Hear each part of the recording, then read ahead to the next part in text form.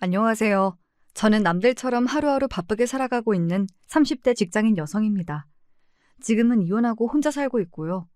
사실 요새 이혼이 하도 흔한 세상이다 보니 남들한테는 그리 특별할 일이 아닐지도 모르겠으나 그래도 제 인생에 있어서는 워낙 중대사였다 보니 이혼하는 일련의 과정이 아마 제 일생에서 가장 시끄러운 시기가 아니었나 싶습니다.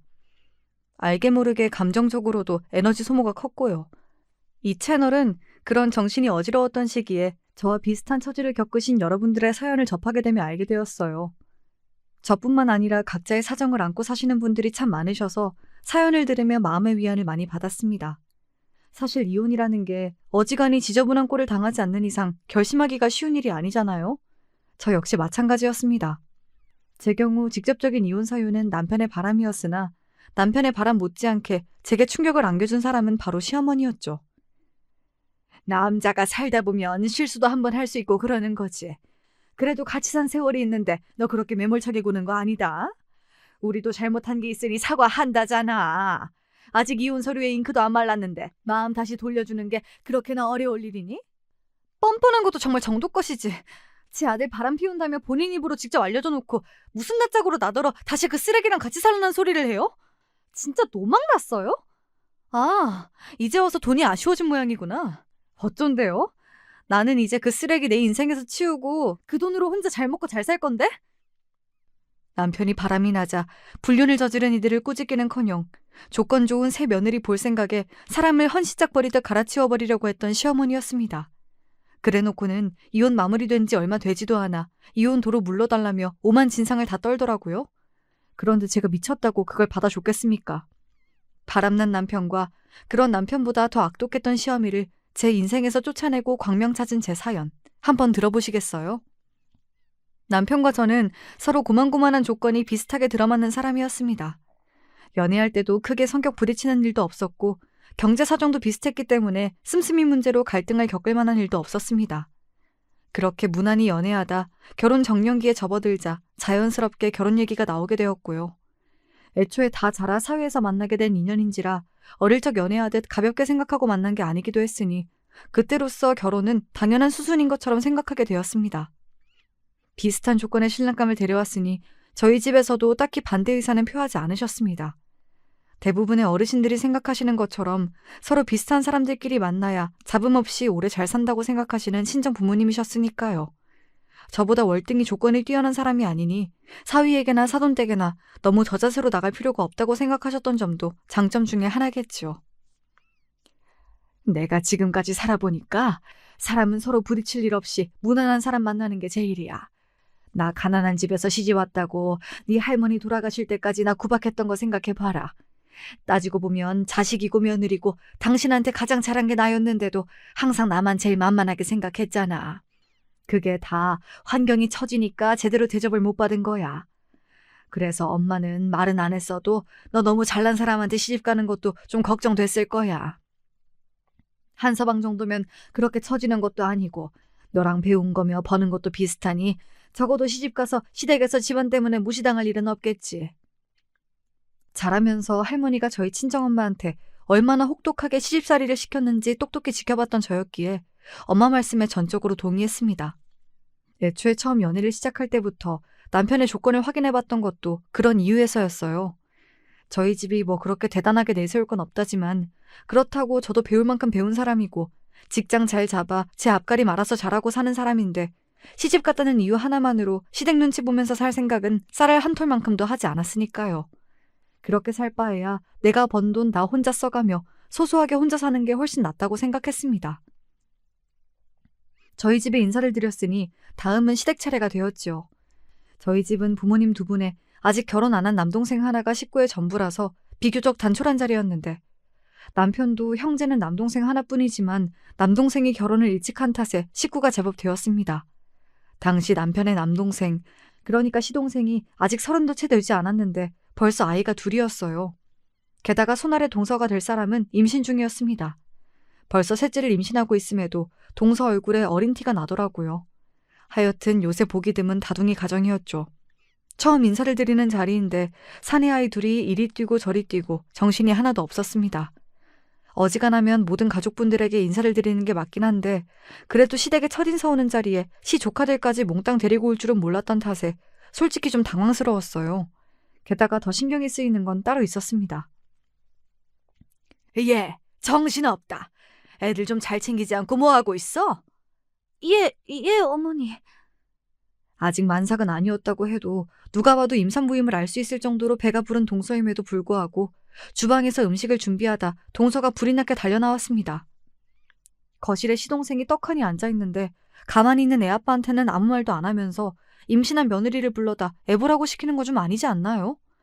솔직히 거기서부터 시어머니 인성이 확 보이더라고요. 솔직히 그게 남보기 좋은 꼴은 아니잖아요. 그리고 그런 생각이 저만 든 건 아니었는지 시아버지가 시어머니에게 눈치를 주었습니다. 시동생도 제 눈치를 슬쩍 보고는 엉덩이를 일으키더라고요. 결국 동서를 주방으로 들여보내고 시동생이 아이들을 방으로 데리고 들어갔습니다만 그것만으로도 평소 집안 분위기는 충분히 엿볼 수 있었어요. 무거운 몸으로 구슬땀을 흘리며 음식을 준비했을 동서에게는 미안한 말이지만 솔직히 그날 음식이 입으로 들어가는지 코로 들어가는지 모르겠더라고요. 고생하는 동서의 모습이 내 결혼 생활의 예고편을 보는 것은 아닐지 어떻게 걱정이 되지 않을 수가 있었겠어요. 본인 본가에서 나와서 내도록 표정이 굳어있는 저를 보고 남편이 제 눈치를 슬슬 살피더니 입을 떼었습니다. 자기, 아까 우리 엄마가 재수 씨한테 한 말 때문에 그래? 우리 엄마가 평소에 그런 사람이 아닌데 새 사람 들어오는 워낙 중요한 날이기도 해서 좀 예민하셨나 봐. 평소에 안 그러기는 무슨.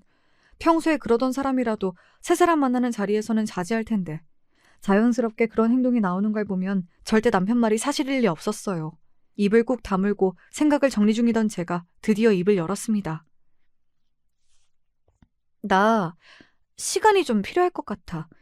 솔직히 나는 당신이랑 결혼하면 비슷한 사람끼리 같이 사는 거니 당연히 양가에서 우리 대하시는 것도 비슷할 거라고 생각했는데 오늘 보니 그럴 것 같지가 않아. 그리고 나는 나한테 동서한테 하듯이 대하면 절대로 참고 살 생각이 없어. 솔직히 오늘 어머님이 너무하셨던 건 맞잖아?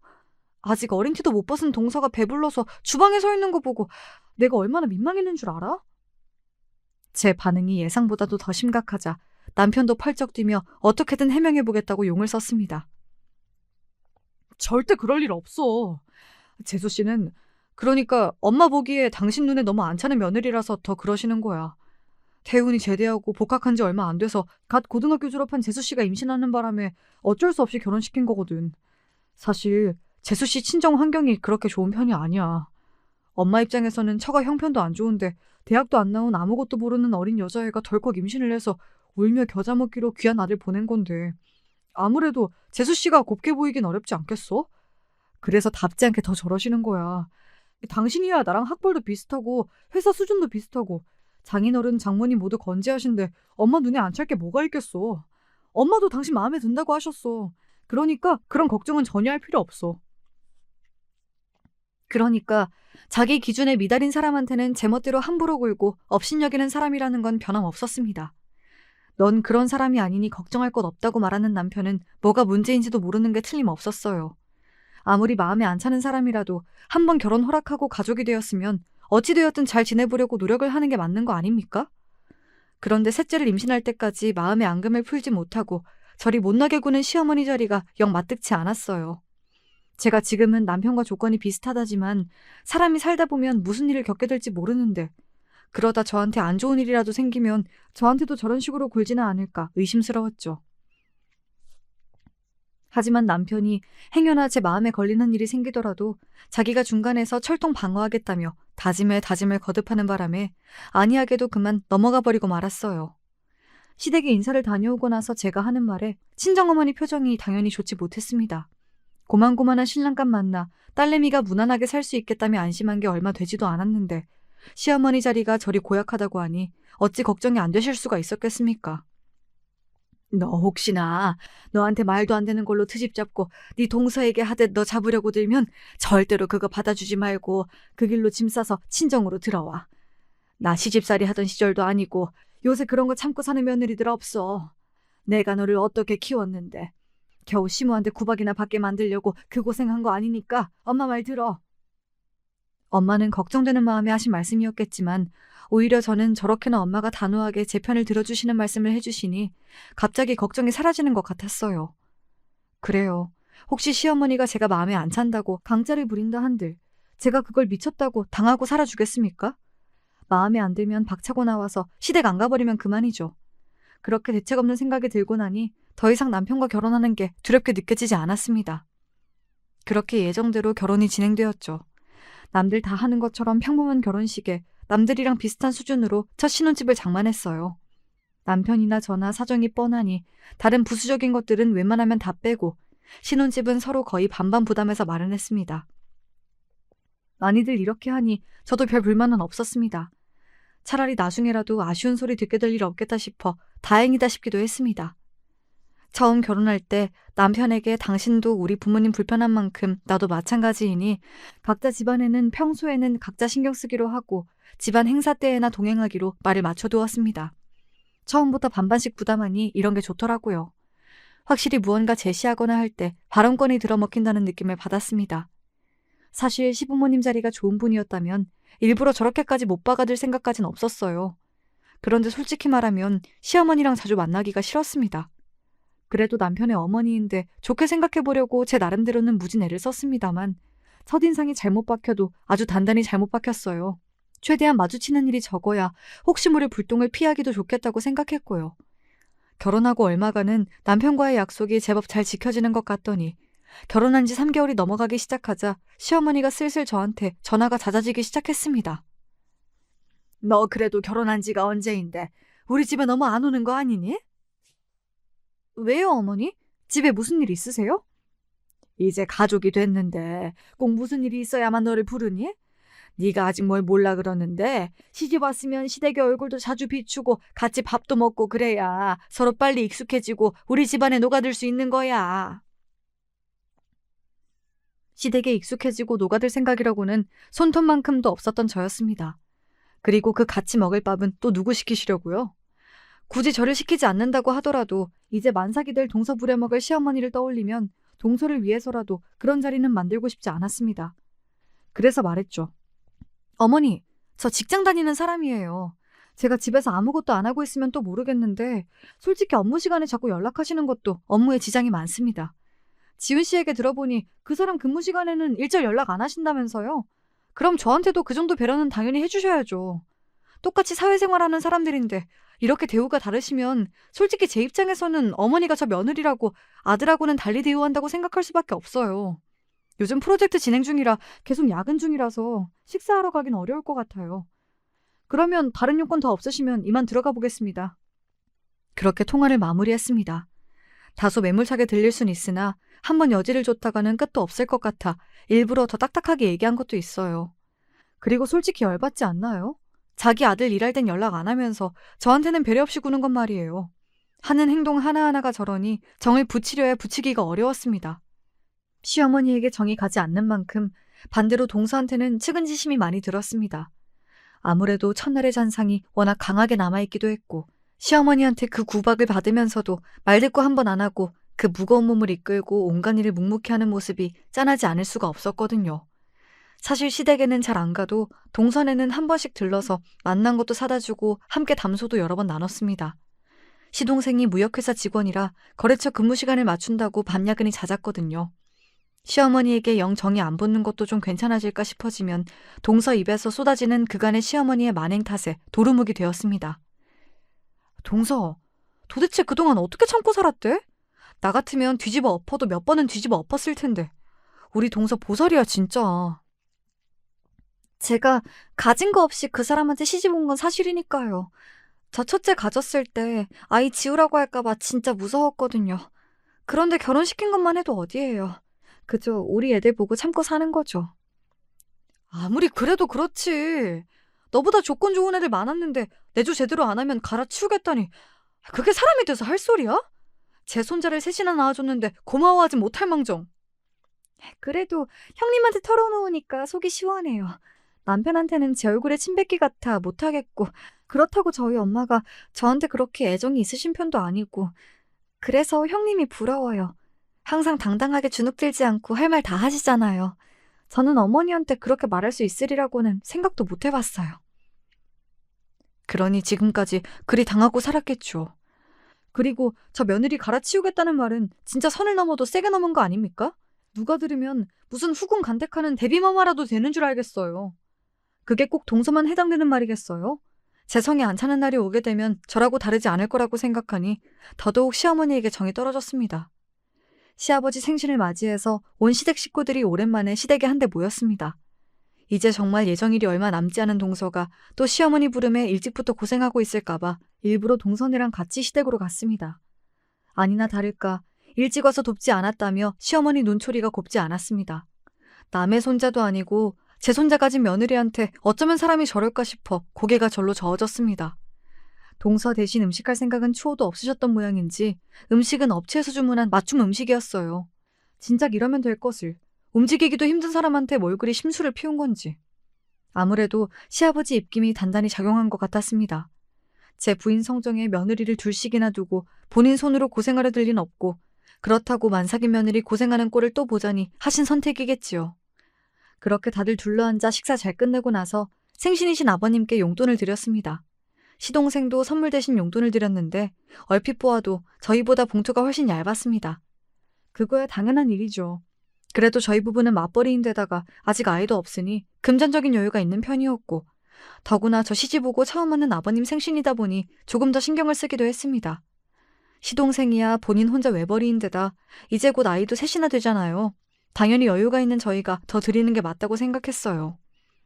아이고, 다들 너 있을 돈도 모자랐을 텐데 뭘 이리들 많이 넣었어. 다들 고맙다. 유용하게 잘 쓰도록 하마. 생일 축하드려요, 아버님. 건강하세요. 그렇게 훈훈하게 자리가 마무리되나 싶었습니다. 다들 슬슬 집으로 돌아가려고 일어나고 있는데 시어머니가 은근슬쩍 제 옆으로 와서 그러시더군요. 그래도 사람이 둘인데 봉투를 하나만 준비해 올 건 또 뭐람? 생각지도 못하게 뻔뻔하고 염치 없는 소리에 순간 잘못 들었나 싶었습니다. 본인 딴에는 저한테만 들리라고 한 말인 것 같았는데 남편도 그걸 들은 모양인지 흠칫하더라고요. 제가 남편을 슬쩍 쳐다보니 저도 민망한 모양인지 슬그머니 제 시선을 피했습니다. 기가 차서 대꾸할 말도 마땅치 않아 그냥 못 들은 척하고 나가려는데 그걸 또 붙잡아다 타박하는 시어머니였습니다. 예, 너는 시어미가 말을 하는데도 들은 척도 안 하니? 자기도 모르게 흥분해서 소리가 커진 모양인지 이번엔 다른 시댁 식구들까지 시어머니에게 시선이 집중되었습니다. 아차 싶었던지 시어머니 얼굴이 붉게 달아오르더군요. 이왕 시선이 모이고 나니 차라리 잘됐다 싶었습니다.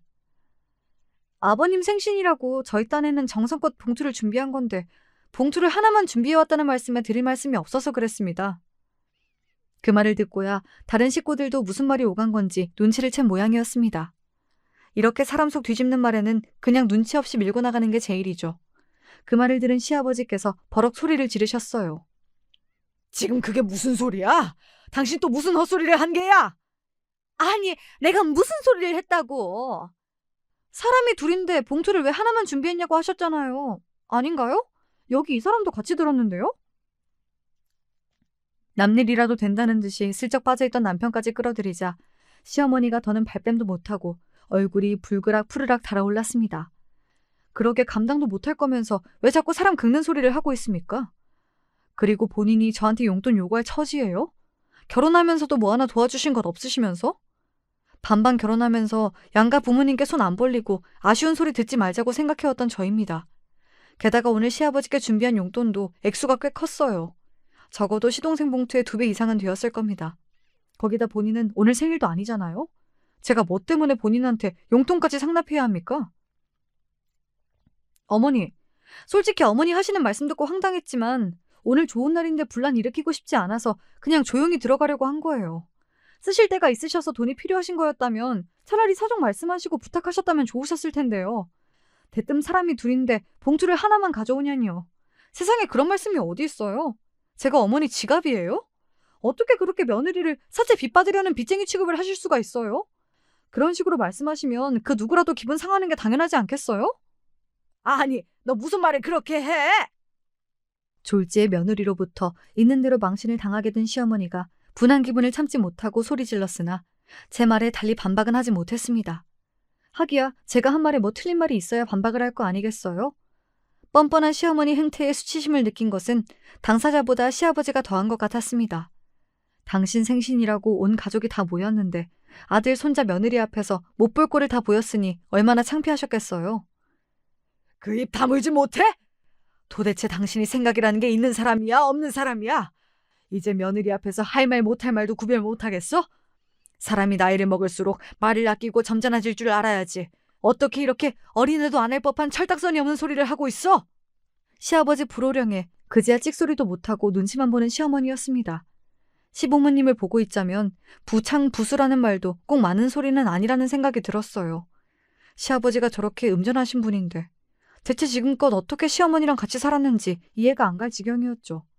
단박에 그 자리에서 시어머니를 꾸짖은 시아버지께서 제게 사과하셨습니다. 아가 미안하다. 너희가 내 생각한다고 무리해서 용돈 준비했다는 걸 뻔히 아는데 기껏 그렇게 애를 써놓고 저 사람한테 저런 소리까지 들었으니 네 맘이 얼마나 황당했겠어. 저 사람한테는 내가 알아듣도록 단단히 얘기를 해둘 테니 나를 봐서라도 부디 너무 마음 상해하진 않았으면 좋겠구나. 마음 같아서는 시어머니한테 이보다 더한 망신을 주고 싶었으나 당신 생신에 이렇게 언성을 높이게 됐는데 제게 정중히 사과까지 하시는 시아버지 맘을 더 이상 무겁게 만들고 싶진 않았습니다. 그래서 저는 신경 쓰지 마시라 전하고는 집으로 돌아왔습니다. 집으로 돌아와서는 남편에게 참았던 부하를 터뜨렸습니다. 당신, 아까도 어머니 하시는 말 뻔히 다 들어놓고 어떻게 그렇게 남일이라는 듯이 혼자 쏙 빠져 있을 수가 있어? 이게 당신이랑은 아무 상관도 없는 일이야? 그동안 당신 어머니 나 괴롭히는 거 당신 모르지 않았잖아. 그러면서도 끼어들긴 귀찮으니까 내내 모른 척한 거 내가 모를 줄 알아? 내가 왜 당신 어머니 때문에 이런 할 필요도 없는 스트레스를 받아야 하는데? 당신 내가 처음에 결혼 다시 생각해보자고 했을 때 뭐라고 그랬어? 나는 당신 어머니 트집 잡힐 구석 없으니 결혼해서 불편할 일 없을 거라며. 지금 이게 불편할 일이 없는 거야?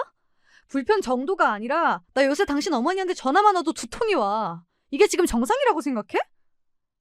아니, 나는 괜히 나까지 끼어들면 일만 더 커질까 싶어서. 지금 그 말 같지도 않은 소리를 변명이라고 하고 있어? 당신 속 빤히 보이는데 끝까지 그렇게 미꾸라지처럼 빠져나갈 속셈이야? 진짜 나 당신 본가랑 인연 싹 끊고 싹 수 없는 며느리 노릇하는 꼴 보고 싶지 않으면 앞으로 처신 똑바로 해. 그러고는 안방문을 쾅 닫고 들어와 버렸습니다. 바로 지금 같은 상황이 제가 결혼하면서 가장 우려했던 상황이었어요. 시자 붙은 존재라는 건 참 대단한 존재라서 제 조건이나 환경보다 더 나을 것도 없으면서 시자 유세를 부리는 거더라고요.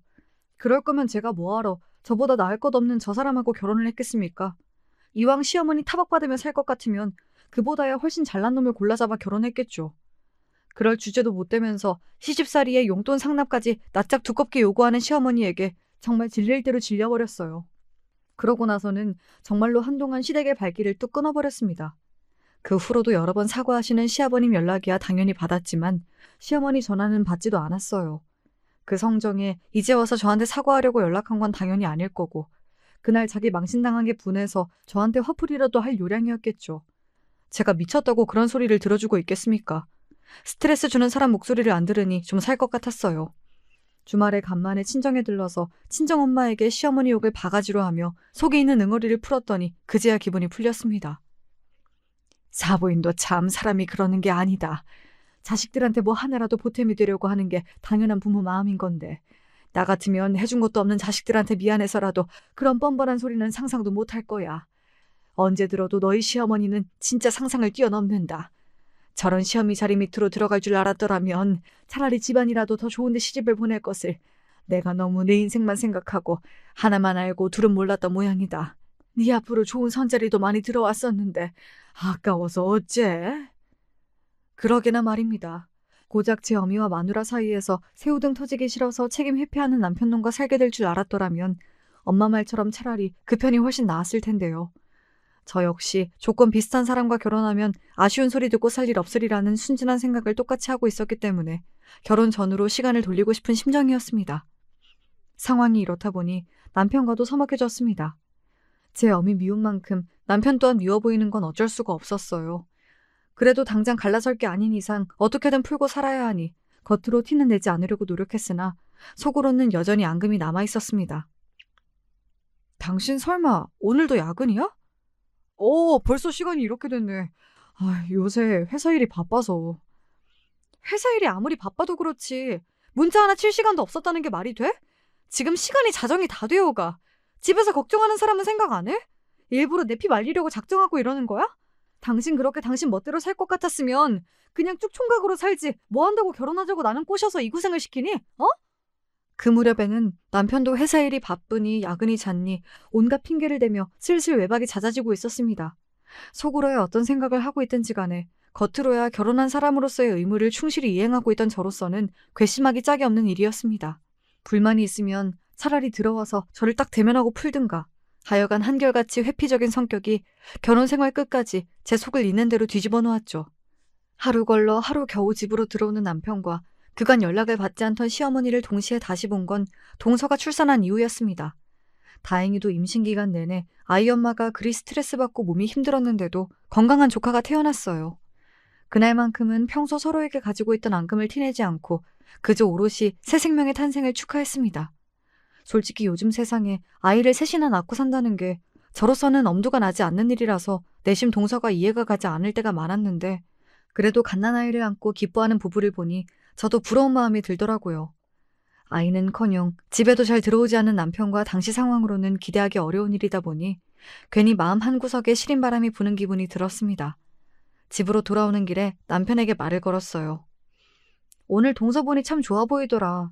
솔직히 그동안은 아이 낳아서 키운다는 게 엄두가 나질 않았는데 동서 그렇게 고생하면서도 저렇게 씩씩하게 살 수 있는 게 다 자식 가진 엄마의 힘이 아닌가 싶어.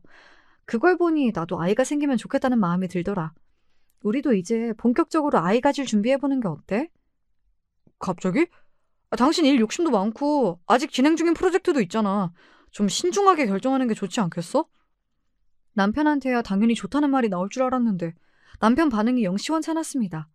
그동안 제가 일단 승진할 수 있는 기반을 만들어 놓고 아이 가지고 싶다고 할 때에도 한 살이라도 어릴 때 낳는 게 좋다며 속 편한 소리를 늘어놓던 남편이었습니다.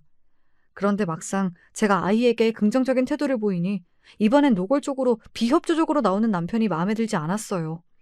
이쯤 되니 그냥 내가 하고자 하는 일에는 어깃장부터 놓는 게 습관이 된 게 아닌가 의심스러울 지경이었습니다. 아이는 나보다 당신이 더 욕심부렸잖아. 왜 생각이 바뀐 건데? 아니, 생각이 바뀌었다기보다는 좀 신중하게 접근할 필요가 있다 이거지. 이건 제 딴에는 화해의 제스처기도 했습니다. 부부가 사랑만으로 살 수 있다면 참 좋겠지만 현실이 그렇지만은 않잖아요. 부부 사이에 아이가 있고 없고가 부부 결속력이 얼마나 차이가 있는지는 아직 아이가 없는 저도 실감하고 있었습니다. 저희 사이에 아이라도 있으면 남편도 가장으로서의 책임감과 소속감을 더 강하게 갖지 않을까 하는 기대도 있었고요. 그런데 제 모든 기대는 남편의 저 김 빠지는 말 한마디로 와르르 무너져 버렸어요. 그래, 애 가지면 내 몸만 힘들고 내 커리어만 망가지는데 뭐. 굳이 당신이 반기지도 않는 아이 혼자 만들 수도 없고. 서운한 티를 내는 제 말에도 남편이 별 대꾸가 없었습니다. 문득 저 인간이 이제 나한테 완전히 마음이 뜬 건 아닌가 하는 생각이 들어 섬뜩해졌습니다. 괜히 말 한마디 더 댔다가는 기분만 더 상할 것 같아서 그렇게 어영부영 아이 이야기는 쏙 들어가게 됐어요. 뭐 하나 제가 원하는 대로 돌아가지 않는 결혼 생활에 삶의 의욕이 뚝뚝 떨어지는 기분으로 지내던 와중에 오랜만에 시어머니로부터 연락이 왔습니다. 여전히 시어머니와의 사이는 좋지 않았으나 저번에 동서 출산한 병원에서 좋게 얼굴을 보기도 했고 그냥 연락을 받았습니다. 너 오늘 시간 좀 되니? 내가 기니 할 말이 있는데 전화로 할 만한 소리는 아니고 얼굴을 좀 봤으면 싶은데. 또 무슨 속 뒤집는 이야기를 하려고 일어나 싶었으나 평소와는 다르게 용건만 간단히 하는 시어머니의 태도가 이상해서 일단 약속을 잡았습니다. 약속 장소가 시댁이 아니라는 것도 좀 이상했어요. 다른 가족들 들으면 안 될 만한 소리를 하려는 건가 생각하며 약속 장소인 제 회사 근처 커피숍으로 들어갔습니다. 항상 약속 시간에 당연하게 늦게 나오던 시어머니가 웬일로 저보다 먼저 와서 앉아 계시더라고요. 참 여러모로 오늘 답지 않다는 생각을 하며 그 앞에 앉았습니다. 무슨 일로 이렇게 밖에서 보자고 하셨어요? 제 말에 대답도 않고 제 얼굴을 빤히 쳐다보는 시어머니 표정이 의기양양했어요. 고개를 바짝 쳐들고 저를 내려보는 게 고소해 보이기까지 하더라고요. 그 꼴을 보니 슬슬 불안감이 피어오르기 시작했습니다. 너, 네 남편 만나는 여자 있다는 건 알고 있니? 그 말에 제 얼굴이 확 굳어버렸습니다. 네, 솔직히 남편에게 여자가 있을 가능성을 아예 생각해보지 않은 건 아니었습니다. 최근 남편 태도가 수상쩍은 부분이 한두 가지가 아니지 않았습니까? 잦은 야근에 연락도 잘 안 되고 그렇게 아이 타령하던 남자가 먼저 아이 갖자는 말에도 미적지근한 태도를 보이는데 그런 의심을 안 하는 게 눈치가 없는 걸 테니까요. 하지만 그걸 시어머니 입을 통해 확인받게 되리라고는 정말이지 상상조차 하지 못했어요. 그 사람이 그래요? 자기 여자 있다고? 걔가 대놓고 그런 소리를 하겠니? 다 내가 눈치껏 알아낸 거지. 너는 여자가 돼가지고 그렇게 둔탱이처럼 구니까 남편이 밖으로 나더라도 눈치도 못 채는 거야. 가진 게 많은 것도 아니면서 여자가 사근사근하니 여우 같은 데가 있어야지 원. 제 아들 바람났다는 소리를 하면서 무슨 벼슬이라도 한 것 같은 저 태도는 도대체 뭐란 말입니까? 며느리한테 아들 바람났다고 자랑하듯 말하는 시어미 정신머리도 정상은 아니었으나 도대체 무슨 꿍꿍이로 저한테 저런 막말까지 하면서 막 나오는 건지 이해가 되질 않았어요. 막말로 제가 남편 바람난 것까지 아는 마당에 유책 배우자로 이혼 소송 걸면 전적으로 제게 유리한데 왜 제 아들 불륜 소식을 저한테 갖다 바치는 건지 상식적으로 말이 안 되잖아요. 그래서 저한테 그걸 알려주시는 이유가 뭐예요? 설마 어머님이 저조차고 그런 소리 하실 양반도 아니고 대체 뭐 때문에 이러시는 건데요? 너, 내 아들이랑 이혼해라. 네? 황당해서 저도 모르게 되물었어요. 저랑 이혼했다간 재산 분할의 위자료에 당신 아들 무일푼으로 쪽박차게 생겼는데 오히려 이혼을 부추기다뇨? 어차피 마음 떴는데 같이 산다고 뭐가 바뀌겠니? 이렇게 된 거 너도 일찌감치 정리하고 새 인생 사는 게 낫지 않겠어? 이혼 소송이니 뭐니 지저분하게 길게 끌면 너나 지훈이나 정력만 소모하는 일이지. 깔끔하게 합의 이혼만 해주면 내가 위자료 명목으로 5억 원을 준비해 줄 테니 너는 그냥 도장만 찍으면 된다. 돈이라면 눈을 뒤집고 환장하는 양반이 5억 위자료를 해주겠다뇨? 그것도 제가 아무 말도 안 했는데 본인이 자진해서요. 내가 지금 제대로 듣고 있는 건가 싶을 정도였어요. 모르긴 해도 평소 시어머니라면 상상조차 할 수 없는 저런 파격적인 합의 이혼 조건을 내거는 데에는 분명 이유가 있을 거라고 생각했습니다. 당사자인 남편과 얘기도 안 해봤는데 이런 이야기를 하시는 게 너무 이상하네요. 도대체 이유가 뭐예요? 왜 그렇게까지 저희 이혼을 못 시키셔서 안달이신 건데요? 나도 능력 있는 며느리 밑에서 한번 떵떵거리며 살아보고 싶어 그런다. 너 내 아들이 지금 누구 만나는지 알아?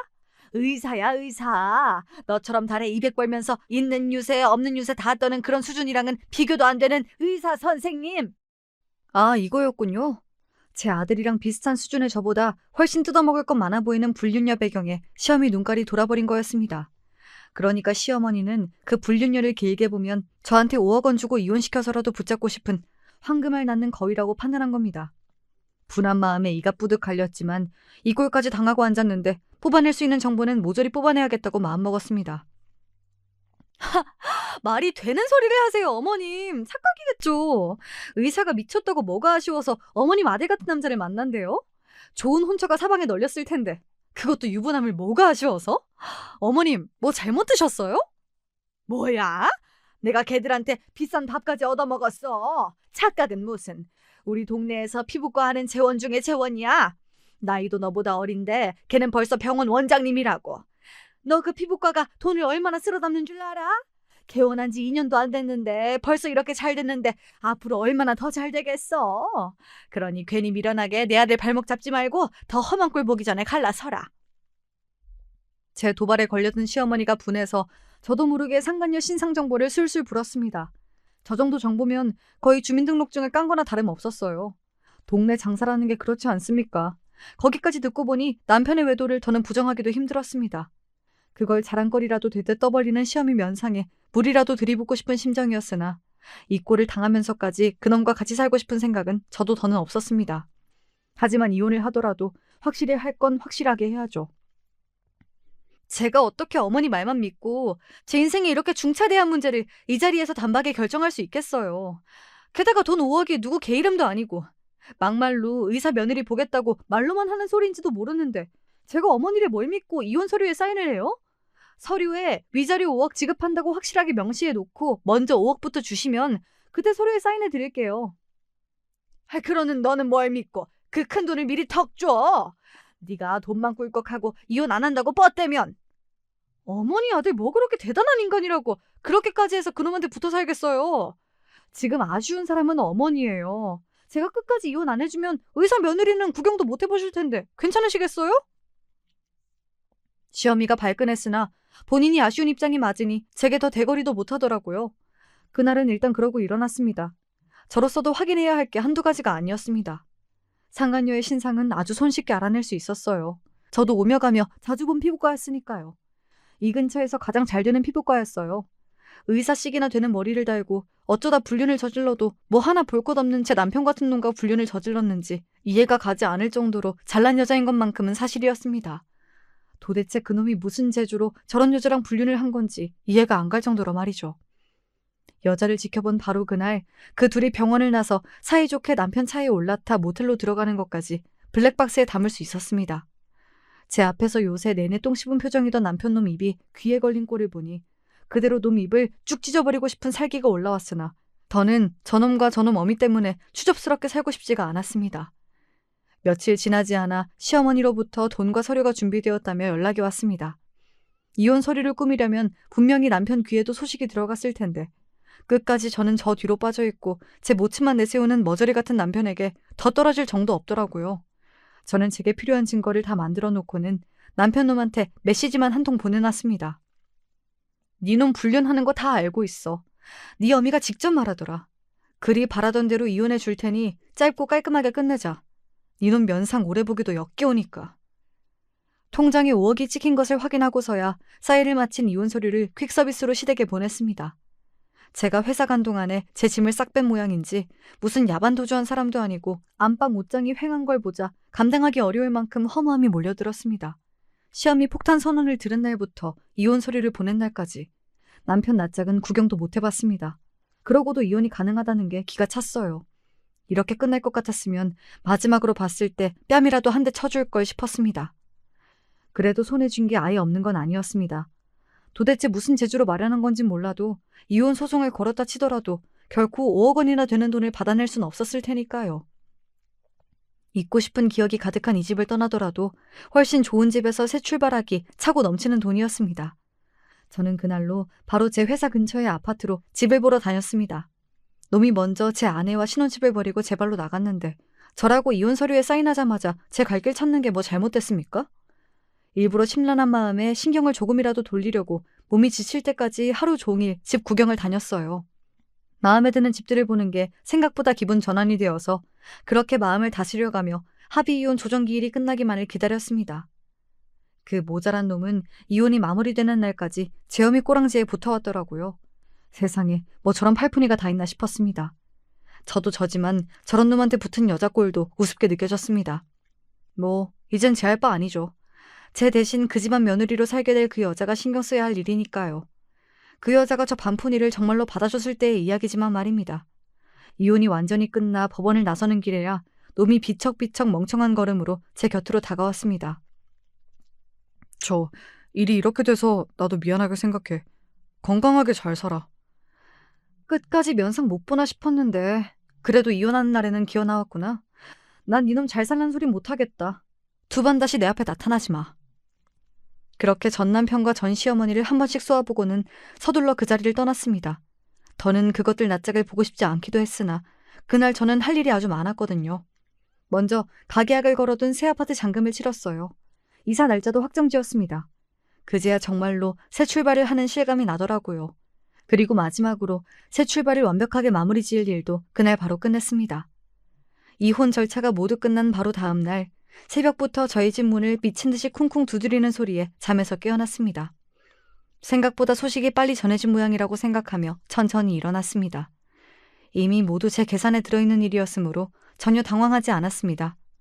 예상했던 것처럼 인터폰에 비친 얼굴은 전 남편과 전 시어머니였어요. 문 열어. 너 당장 이 문 못 열어? 되게 뭐라고 내가 문을 열어줘요? 추트 부리지 말고 사람 불러 끌려가기 전에 곱게 돌아가세요. 우리 얘기 잘 된 거 아니었어? 이제 와서 왜 그래? 내가 너랑 합의 이혼하기로 얘기한 거지. 너랑 바람난 상간녀 소송 안 하겠다는 합의는 한 적 없잖아? 당연히 내가 찾아먹을 권리 찾아먹은 건데 이놈이 무슨 상관이야? 네, 저는 그간 모은 남편과 그 여자의 불륜 증거를 가지고 상간녀 소송을 준비해뒀습니다. 처음부터 이혼 주정 끝나자마자 소송을 시작할 생각이었기에 전날 참으로 분주했더랬습니다. 동시에 증거가 된 사진을 상간녀의 남편에게도 한 부씩 정성껏 출력해 보내주었죠. 조사하다 보니 그 여자도 유부녀더라고요. 남편이 변호사던데 참 간도 크게 불륜을 저질렀더라고요. 내가 너보다 잘난 며느리 본다니 그렇게 배가 아프던? 끝까지 나랑 내 아들의 앞길을 막아? 이 악독한 것. 내가 아무리 악독해봤자 돈에 눈 벌게 져서 불륜한 아들놈 두둔한 댁만 하겠어? 왜요? 그 여자가 저 모자란 남자랑은 못 살겠대요? 이렇게 어기장 놓을 거였으면 내가 준 5억이나 도로 토해내. 먼저 돈 준다고 한 게 누군데 돈을 내달래? 그거 내 돈이에요. 불륜 저지른 놈 온 동네방네 망신 안 주고 곱게 이혼해준 것만으로도 고마워해야 할 판에 내가 미쳤다고 그 돈을 돌려줘? 내가 그 돈 갖고 니들 없는 데서 천년만년 잘 먹고 잘 살 테니 남의 집 앞에서 추대 부리지 말고 썩 꺼져. 지들이 지금 전에 생각도 않고 분통을 터뜨리는 모자꼴이 우스웠습니다. 곧바로 경비실에 연락했더니 경호 인력이 올라오더라고요. 나오라고 고래고래 소리를 지르는 전 시어미와 멍청하게 제 어미 뒤에 있던 전 남편 놈이 경호 인력에게 질질 끌려 쫓겨났습니다. 그러고 며칠 있다가 상간녀 남편으로부터 감사 인사를 받았어요. 상간녀 남편은 제가 보낸 증거자료를 보고서야 제 아내의 불륜 사실을 알게 되었다고 합니다. 그날로 바로 이혼 전담팀을 꾸려 상간녀에게 이혼 소송을 걸었고요. 불륜까지 저지른 주제에 이혼 안 하겠다고 상간녀가 길길이 날뛰는 바람에 난리도 아니었다고 합니다. 그쪽에서 증거 보내주지 않으셨더라면 멍청하게 마누라 바람 피운 줄도 모르고 살 뻔했습니다. 다 들켜놓고도 죽어도 이혼 못해준다며 오만추태를 다 부리는데 정남이가 뚝 떨어지더라고요. 지은 죄가 있는데 아주 처절하게 되갚아줄 테니 그건 걱정하지 않으셔도 됩니다. 가뜩이나 잘난 여자라 제가 분풀이해봤자 성에 찰까 싶었던 차에 제 대신 변호사 남편이 아주 오래도록 상간녀를 괴롭게 만들어줄 테니 저로서도 잘된 일이었습니다. 그러니까 애초부터 그 여자한테 이혼하고 제 전남편과 살 생각 같은 건 코딱지만큼도 없었다는 거겠죠. 하기야 잘나가는 변호사 남편 두고 별 볼 일 없는 남자와 재혼을 왜 하겠어요. 그런 놈을 불륜 상대로 택한 건 미스터리지만요. 그러니까 제 며느리 될 생각조차 없는 여자를 두고 전 시어머니가 김칫국을 제대로 마신 셈입니다. 덕분에 저만 논았죠. 뒤늦게 제 이혼 소식을 알게 되신 시아버지와 동서 충격도 만만치 않았습니다. 돈 5억이 어디서 났나 했더니 시부모님이 노후자금용 투자 목적으로 마련했던 한 채 있던 아파트를 전 시모가 제멋대로 처분한 거였어요. 그걸 알고 격분한 시아버지에게 쫓겨나서 지금은 별거 중이라고 했습니다. 시아버지 입장에서도 속이 쓰리셨겠으나 사실상 두 모자가 저를 내친 거나 다름없기에 제게 미안한 마음에 별다른 말씀도 하지 못하셨습니다. 동서도 남이 된 저를 아쉬워했지만 그간의 두 모자 만행을 모두 전해 듣고는 제 새로운 출발을 응원해 주었습니다. 의사 며느리 뜯어먹으며 호강할 줄 알았던 꿈이 깨지자 저한테 준 5억이 아까워 미칠 지경이었는지 제 새 집까지 쫓아온 전 시어미가 제 아들을 다시 제게 떠넘기려 했으나 씨알도 안 먹힐 일이었죠. 그 돈이 어떤 돈인데 내 돈 갖고 그렇게 호강할 거면 내 아들이라도 다시 받아주던가. 내가 무슨 꼴까지 보고 댁들한테서 탈출했는데 그 지옥을 다시 걸어가. 미쳤어요? 이거 이제 내 돈이야. 난 이 돈으로 새 집에서 잘 먹고 잘 살 테니 댁은 모자란 당신 아들놈이랑 지질이 궁상맞게 살아요.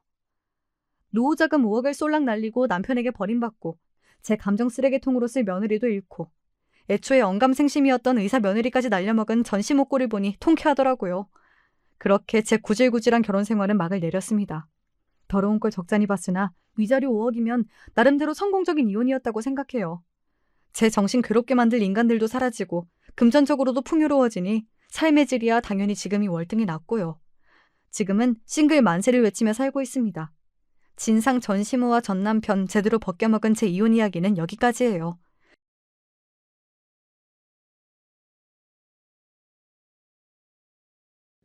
안녕하세요. 저는 본래 당하고만 사는 타입은 절대 아닌데 결혼이란 게 사람을 참 많이 바꿔놓는 것 같아요. 영등포구에 살고 있는 30대 후반의 주부로 얼마 안 있음 마흔이 되는데요. 어찌 보면 아직 제 기준엔 어린 나이라고 믿고 싶지만 저는 꽤나 험한 일들을 많이 겪었어요. 속된 말로 죽으면 끝나나 했더니 그것도 아니더라고요.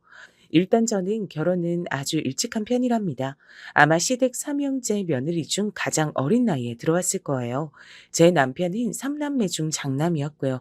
요즘 세상에 이게 다 뭔 문제인가 싶지만 저희 시댁은 아니더라고요. 어머니는 결혼한 지 얼마나 됐다고 초반부터 날썩에 말씀하셨어요. 아니 근데 넌 어떻게 된 게 뭐 하는 애냐? 결혼을 했으면 일찍 일찍 애를 낳아야지. 저희 아직 신혼인데요, 어머니. 신혼은 무슨 얼어 죽을. 결혼을 했으면 빨리빨리들 애들 낳고 먹고 살 걱정들을 해야지. 무슨 놈의 신혼이야. 누가 그런 걸 만들었대? 자꾸 이런 분위기로 흘러가니 저도 뭐라 더 말할 수가 없었어요. 어머니 기는 엄청 세신 편이었고 본인도 늦게 아들들을 얻은 거라 자부심이 장난 아니었거든요. 세상 잘 만나서 그렇게 넋들을 놓고 사나 보다들. 내가 네 나이 땐 애고 자시고 아들 못 낳는다고 그렇게 구박을 당했어. 나이 30이 넘어가지고 네 신랑 본 거라고. 네, 네, 어머니. 엄청 고생 많으셨겠네요.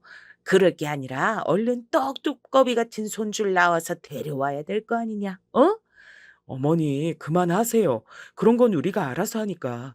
일단 장가라도 갔으니까 어머니는 한시름 놓은 거 아니야.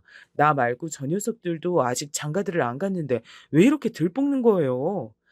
남편은 보다 못해 제 편을 들어주긴 했습니다만 이 사람은 아주 어머니 앞에 착한 아들이었어요. 장남이라 온갖 착한 역할은 다 하고 그냥 효자 그 자체였다고나 할까요?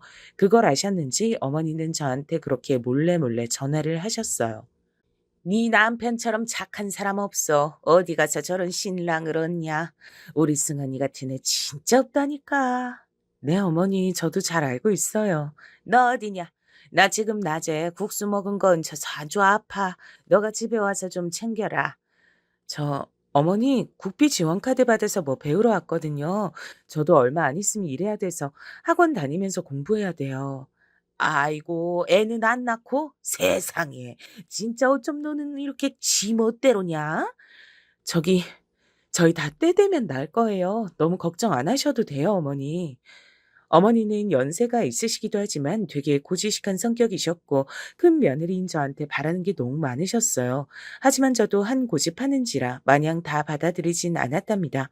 그러던 차에 저에게 동서가 하나둘 생기기 시작했어요. 어머니로선 평소 안 그래도 절 마음에 안 들어 하셨는데 동서 앞에서 제 험담을 하시더군요. 아이고, 이제 좀 내가 며느리가 있는 것 같다. 그네는 도통애가 살갑질 않아. 얼마나 뚝뚝 끊어지고 말을 안 예쁘게 하는지 원. 며느리가 아니라 그냥 아들이 하나 더 붙어 있는 것 같다니까. 에이, 어머니 아니에요. 형님도 그만큼 어머니를 위하시는 마음은 같으실 거예요. 다 똑같은 거죠, 뭐. 저에게 있어 동서, 그러니까 동서가 둘이거든요. 그러니 큰 동서, 작은 동서라고 부를게요. 우선은 큰 동서가 먼저 시집을 왔고요. 여기는 이미 결혼 전에 임신을 한 상태였어요. 어머니가 상견례 때 얼마나 반기시던지 저 들으라고 하시는 소리 같더라니까요. 이렇게 금쪽 같은 선물을 갖고 시집을 와주니 얼마나 고마워요. 글쎄, 내가 우리 큰며느리는 아기가 한참을 안 생겨서 걱정했잖아. 아참, 지금도 애가 없어요. 애가 안 들어선다니까. 저는 이때 얼굴이 너무 시뻘개져서 그냥 모든 치부가 다 공개되어 밖에 내걸린 사람처럼 민망해졌어요. 오히려 큰 동선의 친정 부모님들이 제 눈치를 보고 어쩔 줄 몰라 하시더군요. 그때 큰 동선은 변죽 좋게 분위기를 맞췄고요. 아, 그래도 절 이렇게 이쁘게 맞아주시니 너무 좋아요, 어머니. 전 어머니한테 혼날까 봐 인사 오기도 전에도 너무 걱정 많이 했거든요. 저희 엄마도 엉엉 우셨다니까요. 그게 왜 울고 혼날 일이야? 너무너무 잘한 거지. 하여간 우리 새애기 너무너무 잘했어요. 내가 아주 칭찬해. 이렇게 훈훈한 분위기 안에 저만 건조한 표정으로 나물만 질겅질겅 씹고 있었어요. 늘 눈치 보고 우유부단하기 그지없는 남편에게 저는 이 부분들이 힘들다고 말했죠. 솔직하게 어머니한테 말하는 거 어때? 우리 친정에선 이걸 언급하지 않는데 왜 나만 고통받아야 돼? 당신만 고통이 어쩌고 아니라 나도 말하기 괴롭지. 근데 어머니 진짜 들어놓으실지도 몰라. 그럼 당신만 실컷 좋은 아들 역할하기 위해서 난 이렇게 견뎌야 돼? 결혼 4년 차까지 애가 안 들어서는 며느리 노릇을 왜 나만 뒤집어 써야 돼? 그게 아니라 나도 당신한테 참 미안해. 근데 어떡하겠어. 내 입장 좀 생각해 주라. 막말로 당신은 어리니까 다들 그러려니 하고 기다려 주잖아. 어린 게 무슨 상관이야? 당신이랑 나이 차이 4살밖에 더 나? 우리가 무슨 20살씩 차이가 나냐고. 남편은 더 얘기하다 괴로웠는지 말을 못 하더라고요. 제가 그나마 참고 사는 건 이 사람이 자기 엄마한테만 효자인 건 아니었고요. 저한테도 마찬가지로 유순하고 착한 남편이긴 했어요. 그러니 가운데 껴서 이런 상황을 보느라 더 마음고생이 심했나 봐요. 그런데요, 저도 제 딴에 노력 많이 했답니다. 여보세요? 동서? 그래, 지금 집에 있어. 나 잠깐 그쪽 지나는 길인데 뭐 좀 주고 가려고. 어머, 형님, 무슨 일이세요? 저 지금 배가 너무 땡겨서 계속 누워 있었어요. 움직이기 힘들어서요. 난 임신 안 해봐서 모르지만 사람들 말로는 많이 고생한다고 하더라. 그래서 좀 편하게 먹을 것들 갖고 왔어. 누룽지탕이랑 김치 좀 갖고 왔는데 한 10분 뒤에 들러도 돼? 어머, 그럼요, 그럼요. 너무 감사해요, 형님. 저는 어머니와 사이는 좋지 않았어도 최대한 제가 할 수 있는 노릇은 다 하고 싶었어요. 그래서 동서도 신경 써주려고 노력했던 거고요. 그러다가 출산일이 다가왔는데 어머니는 절 더 구박하시는 거예요. 그네 네가 좀 도와줘야 되는 거 아니냐? 쟤 애 낳고 한동안 집에 못 온다더라. 지 친정 들어가 있다는데 그럼 난 우리 손주 못 보잖아. 그러지 말고 네가 둘째네 들락날락거리면서 좀 봐줘라. 그럼 나도 수시로 갈 수 있잖아. 그건 동서랑 협의가 되셔야죠, 어머니. 저만 무작정 왔다 갔다 할 순 없어요. 그리고 저도 일 있어서 안 될 것 같아요. 아휴, 넌 언제쯤 내 뜻대로 맞춰주고 살래? 맨날 그렇게 네 멋대로 하고 싶은 거 다 하고 살 거냐? 저는 어머니랑 말을 길게 섞으면 끝엔 결국 화가 나버리니까 꼭 그 자리를 피했답니다. 그러지 않고서 참아낼 수가 없었어요. 그렇게 동서는 출산을 했고 실제로 1년 가까이 친정에 있는 사이 막내 서방님도 드디어 결혼을 하게 됐어요. 어머니로선 연이어 경사가 아닐 수 없었답니다. 아이고, 우리 막둥이도 드디어 장가를 가네. 다들 어쩜 이렇게 이뻐 죽겠냐? 우리 새로 들어온 셋째 며느리도 너무 이쁘다. 내가 아주 복이 많어. 근데 저랑 말이 그나마 통했던 큰 동서가 없는 사이 막내 동서가 들어왔는데 저랑 나이 차이가 조금 있었거든요. 그래서인지 몰라도 엄청 안 맞았어요. 안녕하세요, 형님. 제가 오늘 여기서 해야 될 게 뭘까요? 응? 그야 여기 일단 정리하고 파랑 다듬으면 돼. 이따 큰 동서도 애기 데리고 올 거니까. 칼은 어디 있는데요? 저기 부엌 카부장 열어보면 있을 거야. 금방 찾을 수 있을 텐데. 잘 안 보이는데요. 어디 있는데요? 형님이 좀 같이 찾아주세요. 이러니 저도 답답하기 짝이 없었고 묘하게 둘이 안 맞는 성격이었어요. 여기도 썩 친절한 성격은 아니어서 어머니한테 은근히 따뜻하게 굴더라고요. 어머니, 저 허리 디스크 있어서 너무 아파요. 저 계속 서 있으면 다리부터 다 마비 오는데 소파에 좀 앉아 쉴게요. 어? 그래. 그럼 일단 거기 앉아 있어라. 젊은 애가 그렇게 약해서 쓰나. 디스크인데요? 저 수술까지 했었어요. 잘 못 걸을 정도인데 조심해야죠. 막내 동서는 이제 막 20대 중반이라지만 그런 것 치고도 하고 싶은 대로 다 말을 하더군요. 이땐 외려 어머니가 좀 불쌍해 보일 뻔했어요. 그런데 출산한 큰 동서가 다시 여기에 합류하고 난 뒤 모든 그림들이 달라지기 시작했답니다. 이상하게 아기를 낳더니 뭔가 많이 바뀐 모양이에요. 어머, 형님, 오랜만이에요. 그동안 잘 지내셨죠? 저 애기 돌 될 때까지 돌보는데 진짜 죽겠어요. 낳기 전으로 돌아가고 싶다니까요. 에이, 마음에도 없는 소리 하지 마. 아기 낳아서 얼마나 좋아. 아니에요. 전 형님이 진짜 부러워요. 저도 애 없이 그냥 남편이랑 나이 들었으면 좋을 텐데. 이런 말을 계속 어머니가 이 부근에 없을 때만 슬쩍 뱉고 빠지는 큰 동서가 좀 얄미웠어요. 그런데 나중에 애가 엄청 울어대는데 갑자기 저를 부르는 거예요. 형님, 애기 한번 안아보고 싶으셨죠? 우리 민우 좀 한번 안아주세요. 제 이미 손 타버려서 어른이 안아줘야만 잠을 자거든요. 한 번만 좀 안아주세요. 제가 여기 정리할게요. 이러는 통에 저도 우물쭈물대며 가서 아기를 안았는데 진짜 보통 일이 아니더라고요. 애가 얼마나 울던지 앞에 엄마를 보고도 낯선 사람 품에 안기니 자지러지는데 동서는 아랑곳 없이 저에게 애를 맡겨놨어요. 그러면서 대단한 일을 했단 어투더군요.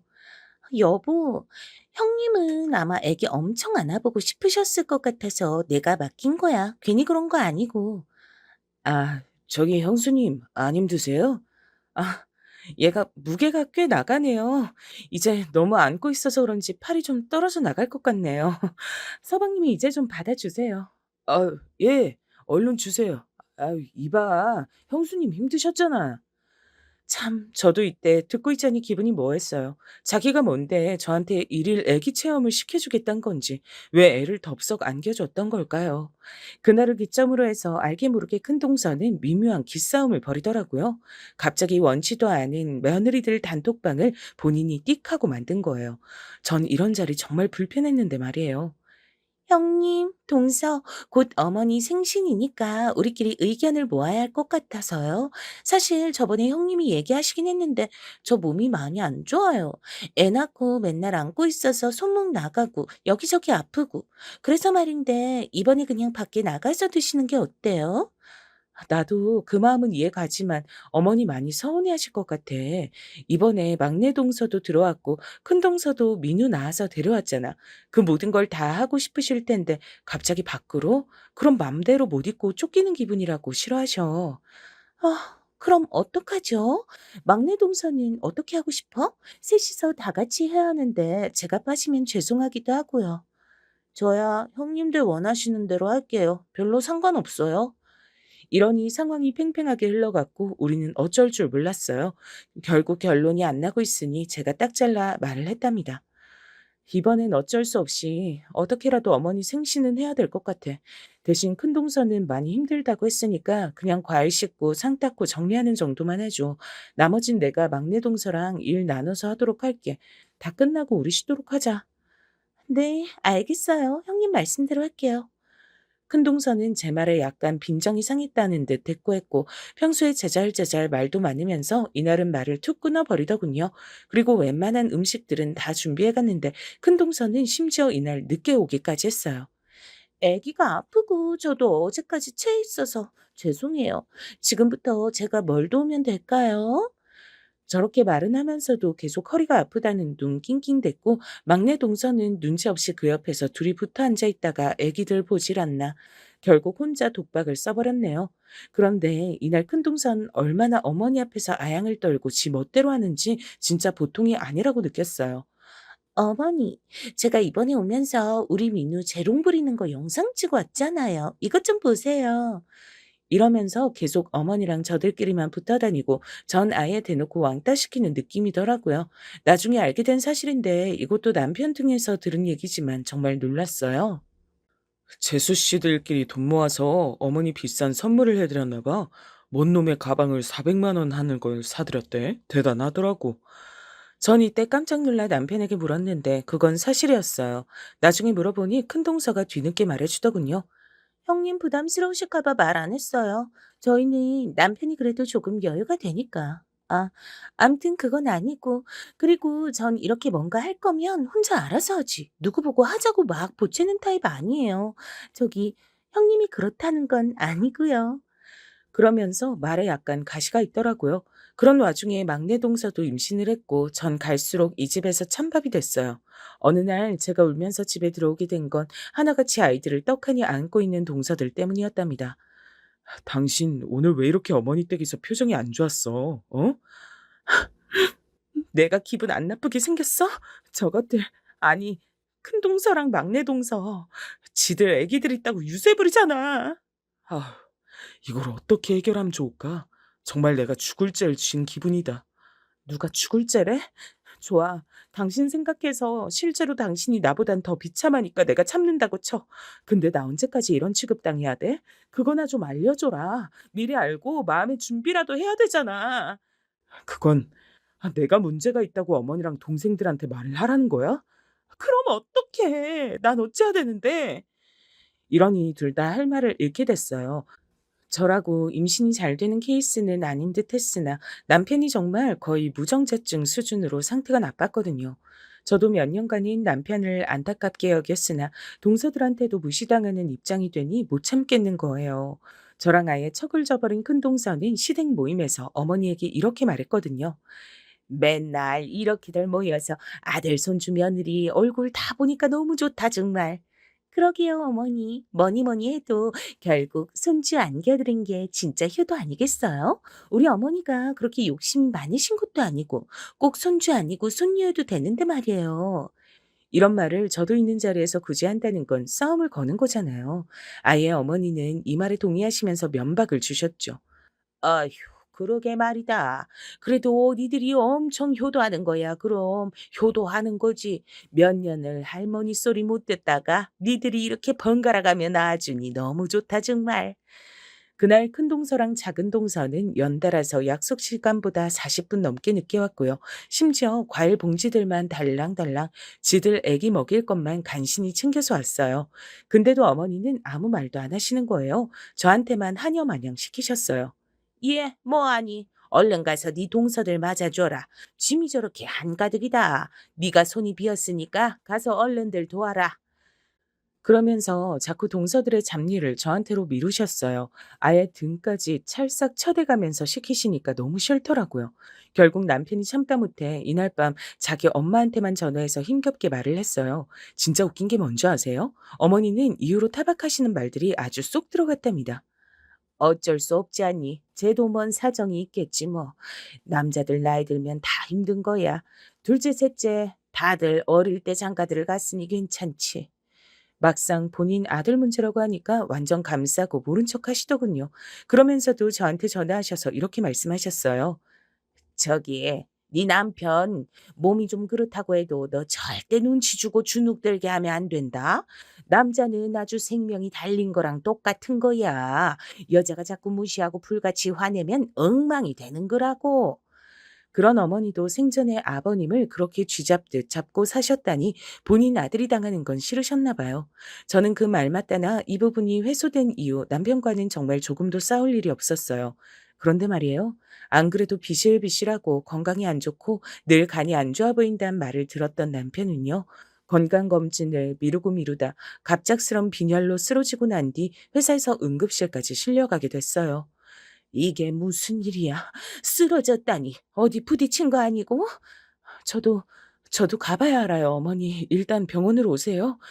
그렇게 택시로 내달려서 도착한 병원에서 남편은 몸이 너무 힘들어서 어쩔 줄 몰라 하더군요. 얼굴도 수척해지고 멀쩡히 밥 먹고 나갔던 사람을 병원에서 맞이하니 이상한 기분이었어요. 어머니는 이 순간도 제 탓을 했고 동서들도 동정 섞인 빈정을 저에게 보냈답니다. 이것들을 사람이라고 볼 수 있을까요? 아주버님 많이 편찮으셔서 어떡해요? 매번 그렇게 힘들게 일하시더니 너무 지치시겠다. 우리 남편도 아주버님 몸 약한 타입이라고 옆에서 잘 챙겨줘야 한다고 하더라고요. 그러게 말이다. 같이 사는 사람이 잘 챙겨줘야 되는데 원. 결국 이들은 다 저에게 손가락질을 하고 싶어 했고요. 그렇게 누굴 탓하고 있을 때가 아닌데 이것들이 여유를 부리고 있다가 결국 한 사람을 그렇게 하늘에 보내게 됐답니다.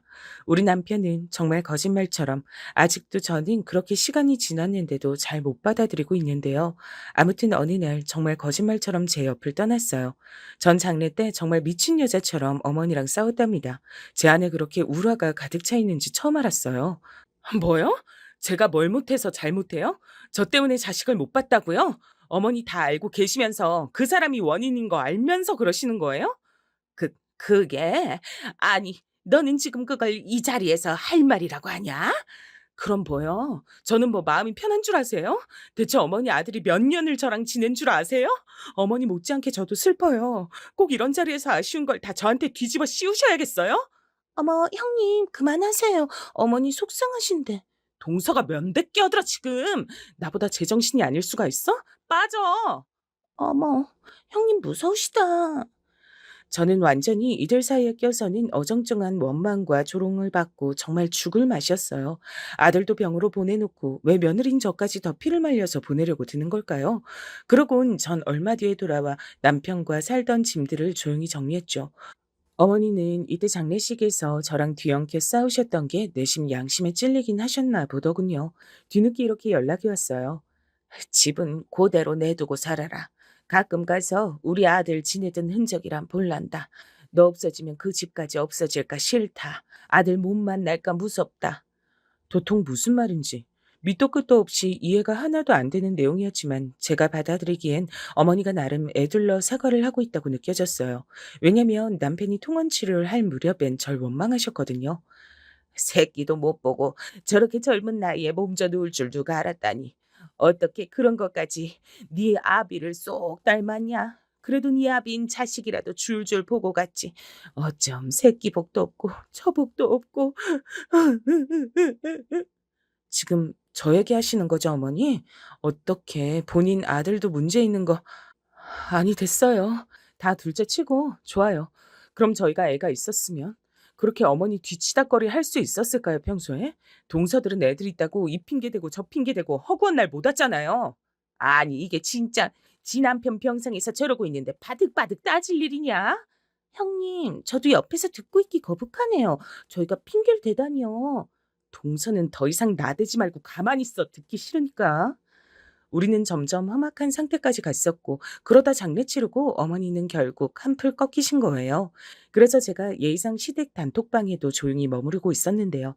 그걸 알고 있는 동서들은 좀이 쑤셔서 미치겠나 봐요. 우리 셋이 나란히 모인 단톡방을 또 만든 거 있죠? 진짜 그놈의 단톡방 다 없애버리고 싶어요. 형님, 저희 이번에 애기 데리고 어머니 댁 가려고 하는데 같이 가실래요? 혼자 계시기 적적하시잖아요. 난 괜찮으니까 신경 쓰지 말고 일 봐. 형님, 얼마나 힘드시겠어요. 저희랑 맛있는 거 먹으러 가요. 제가 무슨 남편이랑 잠깐 떨어져서 어디 유학 가 있는 사람도 아니고 큰 일을 겪었는데 아무렇지 않게 말을 하더라고요. 일단은 지켜봤는데 이것들 머리 굴러가는 소리가 다 저에게 들릴 정도였어요. 그 와중에 저한테 또 뭔가 일을 넘길 생각들을 하고 앉았더라고요. 어머니도 많이 힘드신 것 같아서 다 같이 식사라도 하고 얼굴 보면 조금 나아질 것 같아서요, 형님. 그러면서 음식 메뉴를 뭘 정하고 만들고 얘기를 하고 앉았길래 전 딱 잘라 말했어요. 그리고 본격적으로 아주 큰 싸움이 됐답니다. 있잖아, 동서들. 내 입장이 뭔지 생각을 못 하는 것 같아서 어머니 입장만 생각해야 되는 거야, 지금? 나 남편 보낸 지 얼마 되지도 않았어. 내 감정 추스리기도 힘들어. 이런 말을 내가 해야 돼? 형님, 저랑 막내 동생은 형님도 생각해서 이렇게 한 거예요. 지금 집에 혼자서 지내고 계시니까 힘드실 것 같아서. 그러지 말고 여럿이 있는 곳으로 나오시게 하려고요. 이게 잘못이에요? 그렇게까지 날 생각해주고 진심인 사람이 지금 그렇게 나한테 따박따박 따지고 있어? 동서가 내 입장이면 서방님이랑 사별한 지 얼마나 됐다고 내가 모임하자고 하면 순순히 나올래? 형님, 뭔가 오해가 있으신 것 같은데요. 왜? 불리하니까 갑자기 오해라 그래? 내가 지금 여기서 어머니 드실 메뉴 정하고 뭘 만들어 갈지 고르고 앉아있게 생겼어? 나 지금 죽도 입에 못 넣는 사람이야. 생각이 있는 거야, 없는 거야? 저기 형님들 왜 이러세요? 저기 너무 흥분하신 것 같아요. 점점 분위기는 험악해졌고 저는 말을 하다 보니까 더 화가 나더라고요. 그리고 못 참겠어서 어머니한테 연락을 했어요. 어머니, 죄송한데요. 지금 많이 힘드신 시기인 거 압니다만, 저도 이 사람 보내고 말짱한 정신은 아니에요. 그래서 말인데, 한동안 어머니 댁에서 모임이 있다든지 동서들과 만나야 하는 스케줄은 피하고 싶어요. 뭐? 아니, 또 뭔 일이 있었길래 그러냐? 근데 너는 진짜 머리 아프게 왜 그래? 나를 왜 이렇게 괴롭히냐고? 제가 어머니를 어떻게 괴롭혔다고 이러세요? 동서들과의 관계가 불편하다고요. 어머니는 이해가 안 되시겠지만 아들 잃은 어머니도 힘드시지만 남편 잃은 저도 괴롭다고요. 제가 지금 남편들 끼고 나오는 동서들 사이에서 우리 남편 형제들이랑 다 같이 어울려서 하하호 웃고 떠들게 생겼어요? 왜 그러는데? 둘째랑 뭔 일 생겼냐? 걔야 뭐 잘해보려 그랬겠지. 그러지 말고 네가 윗사람이니까 먼저 손 내밀어라. 저는 여기서 한계점에 부딪혔고 아주 극심하게 깊은 한숨을 토해내게 됐어요. 어머니, 거두절미하고 이제 그만할게요. 어머니가 그렇게 좋게 보시는 둘째 며느리가 맏며느리 역할 톡톡히 하고 있잖아요. 어머니 아들도 이제 제 곁에 없는데 저를 좀 놔주세요. 뭐? 예, 너는 네 남편 보낸 지 무슨 십수년은 됐냐? 그게 지금 네 시애미한테 할 말이야? 저는 통화를 이어가는 것만으로 머리가 지끈거려 모든 걸 다 관둬버렸어요. 저도 숨이 붙어있는 사람으로서 좀 살아야 되잖아요. 동서들의 농간에 더는 놀아나기 싫어서 그나마 시댁 단톡방에는 붙어 있었어요. 근데 이것들이 진짜 계속 이죽거리면서 어머니 모시고 저만 빼고 다 같이 여행을 갔던 사진들을 정말 3박 4일 내내 시끄럽게 계속 올리더라고요. 저는 이때 고민이 돼서 제 오랜 친구에게 문의를 했고요. 친구는 과감하게 조언을 해줬죠. 네가 잘못했네. 왜 그 방에 아직도 있어? 그냥 나와버려. 내 잘못 맞지? 나도 그렇게 생각해. 남편도 이렇게 먼저 보냈는데 이러고 있으면 안 되지. 시댁 식구들이랑 엮여서 좋을 게 뭐가 있어? 며느리의 큰 형님 역할 계속하면서 살 거 아니잖아. 시댁 단톡방뿐 아니라 집도 팔고 정리해서 나와 빨리. 저도 이때 마음 정리가 시원하게 안 돼서 고민하고 있던 차에 더 이상 시댁 식구들에게 끌려다니고 싶지 않았어요. 그리하여 집을 판다고 공언했고 어머니는 그걸 또 억지로 붙들고 계시려고 하대요. 아직 계약 기간 남았지 않냐. 제 보냈다고 이렇게 빨리 다 후다닥 정리하고 그러는 게 어딨어. 그러지 말고 너 하자는 대로 다 해줬으니까 좀만 더 있어라. 저도 얼른 저대로 삶 살고 어머니도 정리할 건 정리를 하셔야 될 것 같아요. 그동안 신세 많이 졌습니다, 어머니. 최대한 어머니랑은 더 크게 상처내며 끝내고 싶지 않아서 잘 마무리를 했어요. 고부관계로 엮여 지내며 서로 많이도 긁어댔지만 저와 어머니에겐 공통점이 있으니까요. 각자에게 소중한 존재를 잃은 슬픔은 같으니 그 부분은 존중하고 싶었어요. 어머니, 안녕히 계세요. 생신 때마다 연락은 드릴 거예요. 완전히 끊어내고 그런 거 아니고 어머니랑 저 둘 다 좀 숨 좀 트고 살아보잔 거예요. 그 사람이라고 우리 둘이 이렇게 부둥켜 안고 오는 거 좋아할까요? 전 아니라고 봐요. 그렇게 저는 끝내 어머니 얼굴을 보지 않고 정리를 했네요.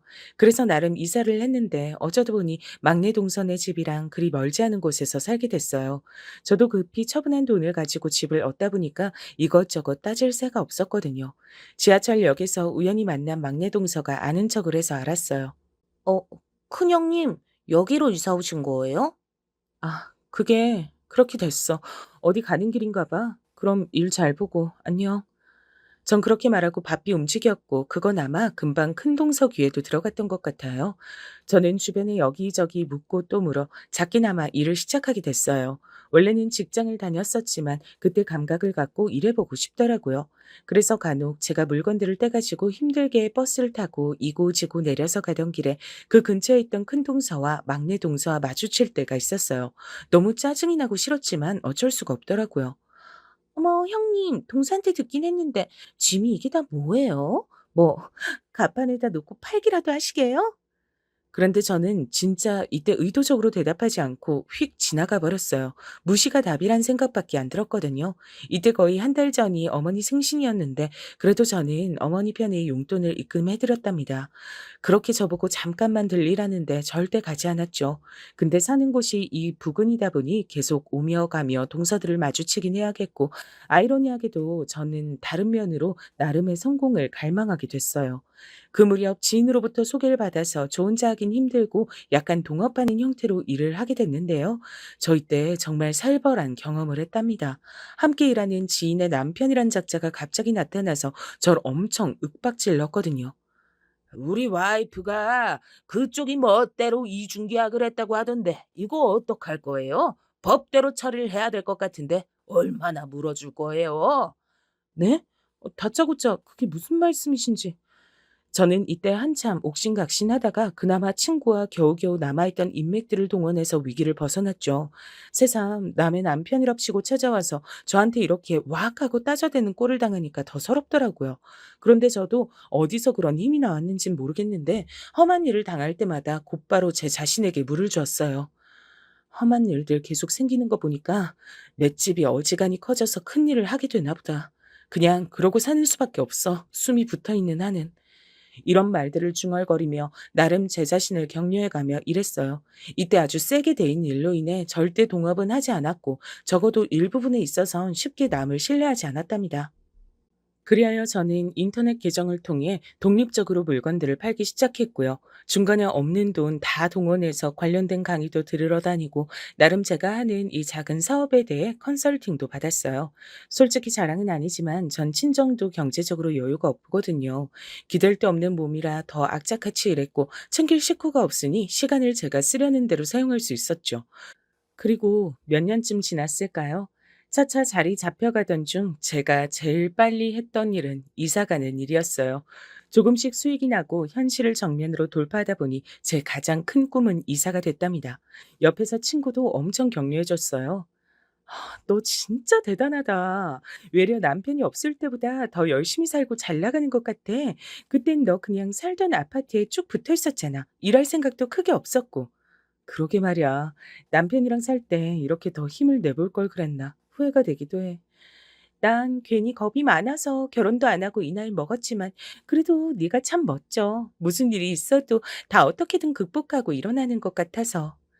친구가 이렇게 절 과대평가하고 칭찬해 준 건 제가 사업체를 바로 잡아갈 쯤 청약도 하고 많은 것들을 공격적으로 했거든요. 뭘 하건 간에 소위 흐름을 타는 시기가 있다고 하던데 제가 딱 그런 상황이었어요. 그래서 저는 정말 쥐도 새도 모르게 이사를 갔고 원하는 지역의 청약을 여전히 넣어둔 상태로 아주 열심히 개미처럼 일했답니다. 살도 열심히 뺐고 다이어트 관련된 식품부터 옷이랑 요리하는 제품들까지 전 정말 많은 것들을 판매했어요. 하다 보니 수완도 늘어서 거래처들도 많이 들고 저란 사람을 믿고 판매해주는 사람들도 있었고요. 근데 사람 일이라는 게 참 재밌더라고요. 이 와중에 제가 판매하는 물품에 관심을 기웃거리는 이들 중 큰 동서와 막내 동서가 슬쩍 보였어요. 이 둘은 서로 그 인터넷 게시판 안에서 나름 자기네들 사생활을 공개해놓고 사는 것들이라 한눈에 판별이 됐답니다. 하지만 저는 자세한 제 신상은 숨기고 판매를 하고 있었기 때문에 이것들이 저의 정체를 파악할 수는 없었죠. 그러면서 큰 동서가 써대는 글들을 보니까 진짜 가관도 아니더라고요. 참, 여기서 큰 동서가 지칭하는 1등 주부라는 말은 인터넷상에서 활동하는 제 별명이에요. 어머, 어머, 1등 주부님. 이번에 판매해주신 거 정말 요긴하게 잘 샀어요. 남편이 저보고 애 둘 낳고 살쪘다고 구박하고 본인도 돼지같이 팍팍 쪄가지고서 엄청 싸웠거든요. 1등 주부님, 왠지 마스크 벗으시면 외모도 엄청 이쁘실 것 같아요. 몸매도 부럽고요. 저한테 엄청 아부하듯이 글을 쓴 거예요. 정말 한심하기 짝이 없더군요. 써드는 그 글들을 확인하면서 큰 동서의 현재 모습을 건너 건너 사진으로 봤는데 확실히 저랑 마지막으로 봤을 때보다 10kg은 더 쪄 보였어요. 이들은 제 근황을 모르지만 전 몰래 이렇게 체크하면서 지냈죠. 그리고 나름 어머니랑은 연락을 조금씩 하면서 지냈는데 어머니가 이번엔 간만에 제발 오라고 사정을 하시더라고요. 내가 나이 먹을 만큼 먹었다지만 암만 그래도 사는 낙이 없어도 너무 없다. 자식을 보냈으니 내가 뭐가 그렇게 재밌고 맛있겠어. 이번 생일은 딱 한 번만 그냥 눈 딱 감고 모르는 척 와주면 안 되냐? 그래야 내가 우리 장남 기척이라도 느껴보고 좀 위로가 될 것 같다.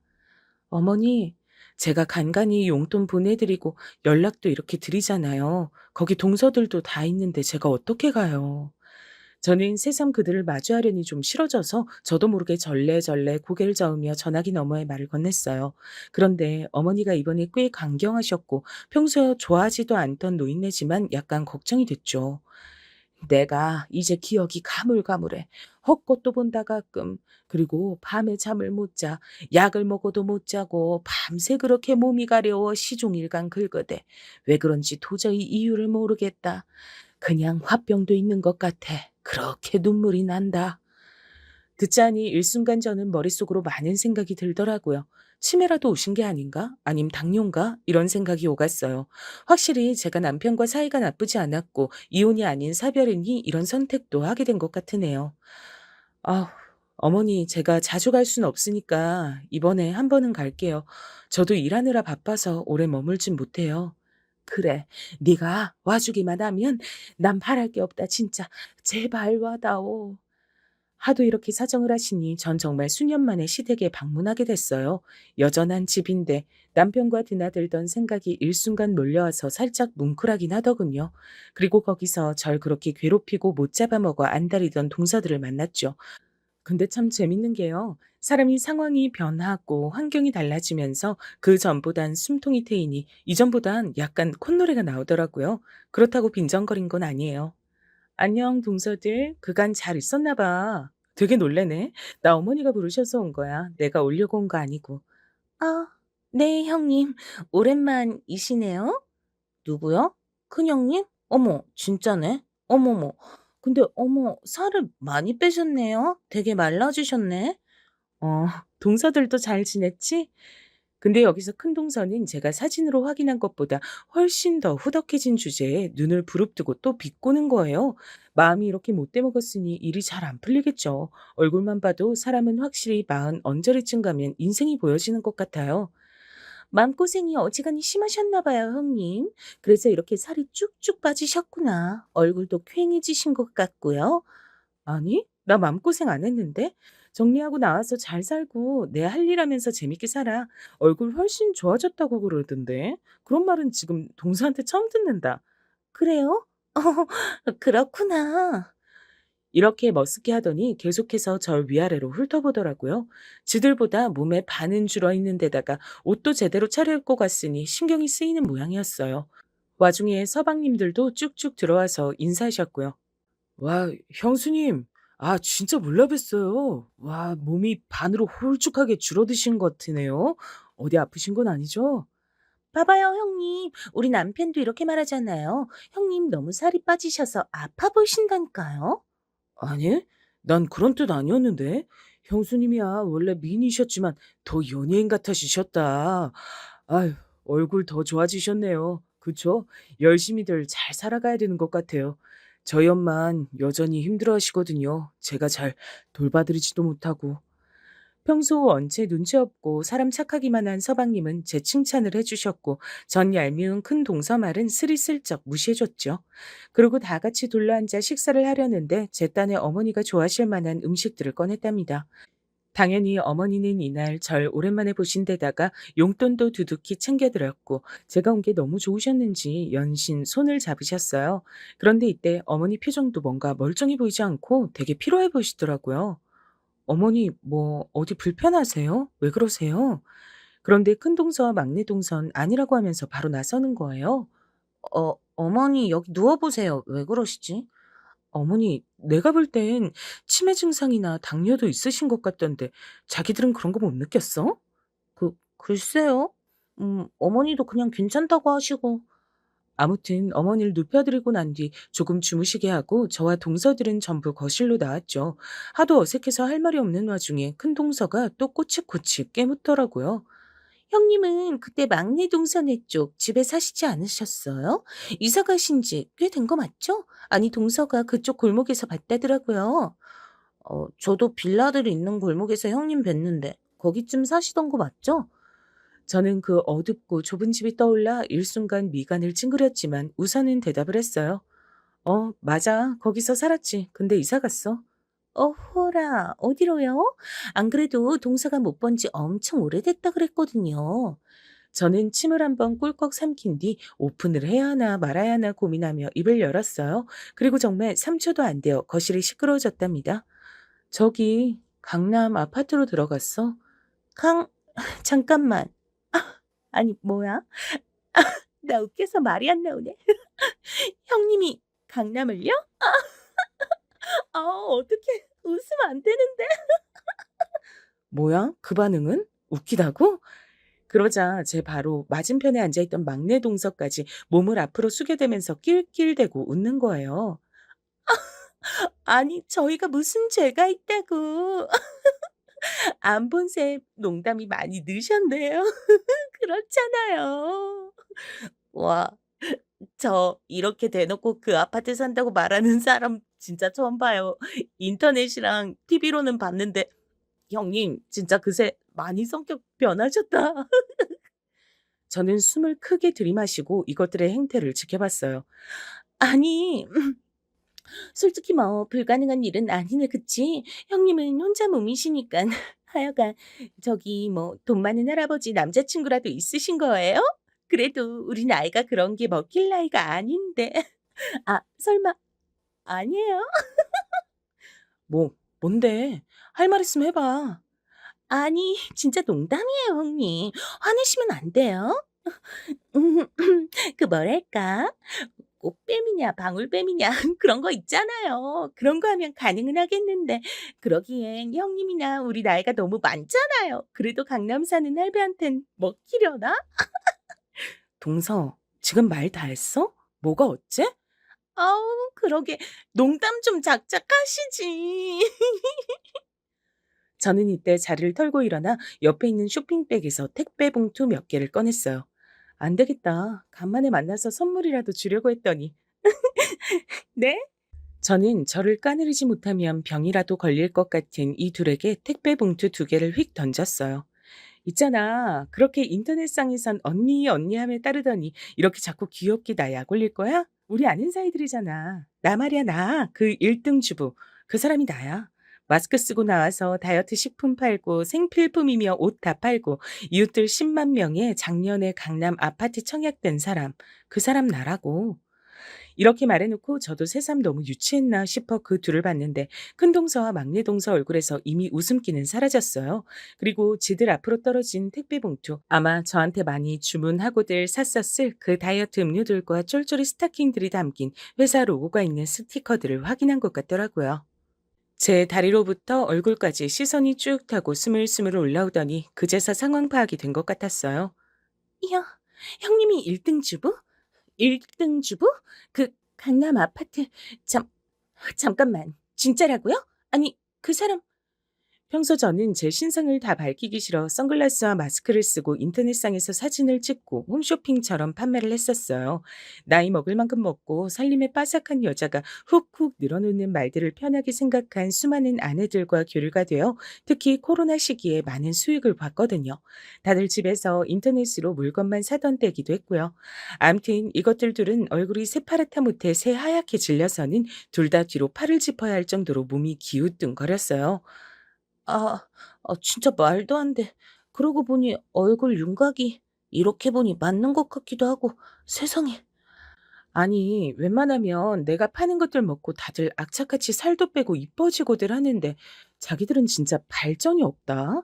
서방님들이 좀 안 됐어. 맨날 그렇게 뒤에서 뭐 처먹으면서 남 흉이나 보고 있으니 남을 깎아야 본인이 좀 괜찮은 것 같지?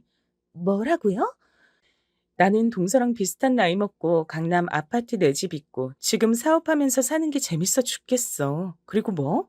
할배랑 연애? 내키면 내 또래보다 더 어린 남자들도 줄을 선다. 하여간 못돼 먹은 말버릇 진짜 여전하네 동서들. 제발 그렇게 발전 없이 쭉 살다가 가라. 더 못 있겠다 진짜. 그럼 잘들 있어. 전 그 자리에서 훅 하고 일어났고 그런 저를 동서들은 몇 번 곁눈질하다가 끝내 제대로 못 쳐다보더라고요. 나중에 집으로 왔을 때쯤 그제서 막내 동서한테 연락이 왔는데요. 참 쟤들 사이도 부질없더라고요. 욕만 하면서 뭉쳐다닌 여자들의 인간관계란 정말 쓰레기만도 못한 것 같아요. 이 형님, 저기 잘 들어가셨나요? 다름이 아니라 아까 인사를 너무 제대로 못 드린 것 같아요. 이번에 큰형님이 그 말로만 듣던 1등 주부님이시라니 너무 멋져요. 전 절대로 큰형님을 약 올리거나 조롱하려던 게 아니에요. 혹시 괜찮으시면 따로 봬도 될까요? 대충 이런 식의 문자가 와서 전 웃기지도 않아서 그걸 곧장 복사해서 큰동서에게 보냈죠. 아마 지들끼리 쥐잡듯 전쟁이 일어나지 않았을까 싶네요. 남편이랑 사별하고 혼자 된 저를 그 전부터도 긁어대고 이후에도 골려대더니 저 잘 된 거 보고 눈이 시뻘개지고 한쪽은 또 다른 한쪽 배신하고 저한테 붙는 게 너무 웃긴 것 같아요. 이후로 저는 완연히 시댁의 발길을 끊었고 어머니의 근황은 서방님 통해서만 가끔 듣고 있을 뿐입니다. 제가 아무리 경제적으로 제법 쌓아올려 살만해졌다지만 인생은 아직도 쉴 만한 조그만 자리를 내주질 않네요. 이런 성공이 있으면 저런 고민도 있는 거겠죠. 그래도 열심히 살아볼랍니다. 이 글을 쓰면서야 비로소 제 자신을 조금은 칭찬해주게 되네요. 너무 고생 많았고 잘 살아왔다 내 자신아. 앞으로도 이렇게만 가자. 그럼 모두들 건강하세요. 감사합니다.